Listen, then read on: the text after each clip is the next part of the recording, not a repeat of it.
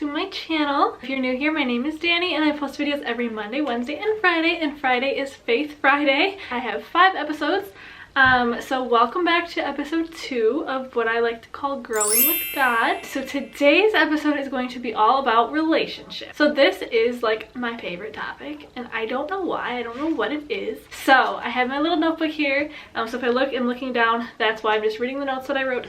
First, I'm kind of talking about relationships in general, like all of the relationships that we have in our life, and then I'm gonna go into talking about like a marriage relationship. Just gonna go ahead and get started with the video. Okay, so first, relationships are important. They're like super important. God made them that way, and he wants us to have communion with others. In Genesis 2:18, it's when he says that God, it's not good for man to be alone, so then he creates Eve to be with Adam.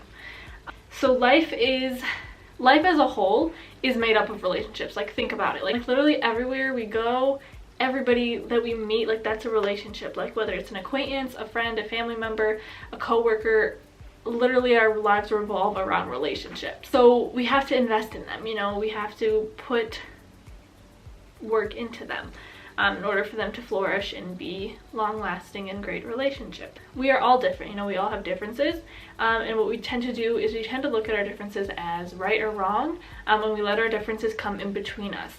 But God made our differences to help each other grow. You know, one person might be strong in one thing and the other one's strong in the other thing, so then you could come together and help each other grow if this person's weaker in that area that you're stronger in. So God wants us to benefit from our differences, and we use our differences to make us work, to make our relationships worse and weaker, when God wants those to strengthen us. And we need to look at our differences more of like a blessing versus an a curse. If we want our relationships to make us better and stronger the way that God wants us to, then we must pursue our relationships his way. Healthy relationships will come from a healthy relationship with God, so we have to have that foundation there first. In 1 John 4:18 it says, "There's no fear in love, but perfect love drives out fear, because fear has to do with punishment. The one who fears is not made in perfect love." So you have to have the relationship with the one who is love, in order to properly love others and receive love from them in return. So now I'm just gonna go into marriage. This is talking about marriage. Now that was just relationships in general. Now we're jumping in to a marriage relationship. So successful marriage, same thing, needs the right relationship with God and your spouse. So it's a two-directional relationship. It's not just one direction, not just looking at to this human person to fulfill your needs. You have to have the relationship with God first to kind of go back and forth. So in Proverbs 21:31 it says, "The horse is made ready for the day of battle, but victory rests with the Lord." So what that's saying is you need to work at it and you need to be disciplined and be there for your partner, but in the end that's not enough, because victory rests with the Lord. So you need him there. It all starts with him. So if like you can try to do something your hardest with your own will and might and your own like knowledge, but at the end of the day, the only one who's gonna have that wisdom and that strength that you need to pull from and draw from is God. So that's the only way that you can have like the flourishing relationship that he desires for us. So in Ephesians 5:18 it says, "Do not get drunk on wine, which leads to debauchery. Instead, be filled with the Spirit, speaking to one another with psalms, hymns, and songs from the Spirit." So just that part right there, do not get drunk on wine, which leads to debauchery. So that can go to on anything else. Like, just do not give your control of parts of your life over to another outside force.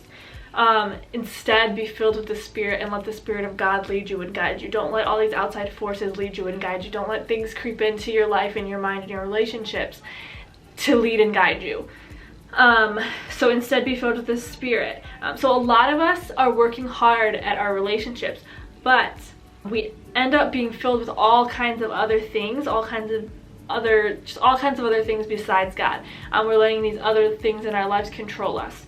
And help us like to make these decisions that really we end up making the wrong decisions because we're not focused on God. We're focused on like all these other things in our lives that are pulling us in all these different directions. So fully depending on God is where we find that love that we need. And if you're looking for contentment in another human being, you will always be disappointed because they can't give you what we need from God first. They can't give you that like love. Like you're gonna have like this void there that can't be filled by another human being. And if so, like in a relationship, like I'm looking for love and this other person is looking for love too. If you don't first have that love from God, then you're just going to be extracting and trying to pull that love out of that other person, and you won't be able to properly give it, and you're just going to be trying to take, and this person's going to be trying to take, and it's not gonna work out. And I know that kind of thing does happen a lot in people's lives, and you just end up disappointing each other and you end up hurt in the end. When we are filled with the love of God, then we don't look to other people. So if we're filled with the love of God, we're not going to be looking to other people to try and get the love that we are looking for, because we already have it. Like we're missing that love if we don't have the love from God, and we're going to try to take it. And also when we are filled with God, he's going to give us wisdom. So in James 1:5, if any of you lacks wisdom, you should ask God, who gives If any of you lacks wisdom, you should ask God, who gives generously to all without finding fault, and it will be given to you. So if you're not looking to God, like God will give you wisdom, right? And he will tell you, you know, what you need to do with your spouse, or with your boyfriend or girlfriend, and he will lead you. Lack of wisdom is going to create problems because you don't know what to do, and you know you can't do it on your own. You need God, you need his wisdom there. You need his wisdom. Marriage isn't something that humans can do well on their own with their own strength and might, you know, but it is something that God can do well and God will do well, and so you need him there.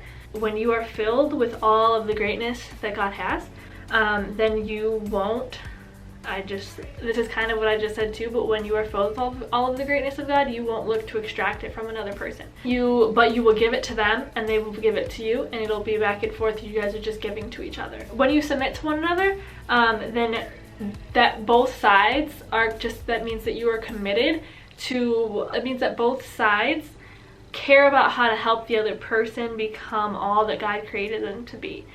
So that's like the overall, what I would say is submission would just mean that you want to try to help this person become everything that God created them to be. And when both sides are doing that, it creates perfect harmony. It eliminates arguments and fights. You make each other better, and that's all that we want in a relationship, right? That's all that we want. We just want to grow. We want to become better people, and we want to make each other better, and we want to be happy. So in conclusion, every relationship starts with God, no matter what it is. No matter if it's your friend, your family, an acquaintance on the street, like everything's going to start with God. How you feel about yourself on the inside is going to come from God, and that's what you're going to pour out to people. And if both people have God in their lives, then you both can just give, and no one's going to be trying to take because they don't feel like they're missing something, and they don't need you to like help them because they're missing, you know what I mean? Like God heals, and God has healed that already because they have him. Human relationships are a reflection of our relationship with God. So if our relationship isn't right with God, then our relationship with people probably isn't going to be right either. When we do it God's way, we will experience everything that God wants for us. When we do it God's way, we will experience the fullness of what we long for. And stop living for yourself. In relationships, you can't live for yourself anymore. It's not all selfish. It's not all about me, because that's how things end. That's how divorce happens. People can't get over that. But like I said, all of these other times, if you focus on God and let him fill you and heal you, then you can pour out to the other person and make each other better and stronger. Yeah, that is all I have for today's video. I hope you guys enjoyed. There will be another episode next Friday, episode 3, and I'm not exactly sure what topic I'm going to do yet, either faith or wisdom. One of the two. I hope you guys enjoyed the video, and I will see you guys in my next one. Bye!